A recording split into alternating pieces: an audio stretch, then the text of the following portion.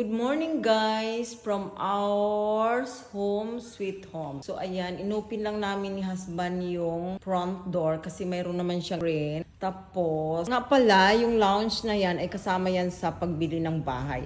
At ito naman yung original na amin. Ayan, siya. Bali, dalawa yung aming lounge dyan. Ang dami na, bunggang-bungga. Pag maraming bisita, ayan, magsawa kayo kakaupo. Mamili lang kayo kung kulay brown o yung yellow. Ayan yung sa amin talaga. Tapos, ayan yung aming nabiling TV. Na-sit up na siya, finally siya.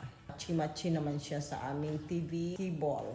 Ayan, yung kanyang mga katerno. So, bali, 3 pieces in 1. Tapos, ito naman, yung mga coffee table na yan. Oh my God, very lucky kami. Kasi nga, ang mahal daw niyan talaga. In-import pa yan mula Amerika. Sabi na original owner. Diba? Bunggang-bunggang ating pagkabili ng bahay.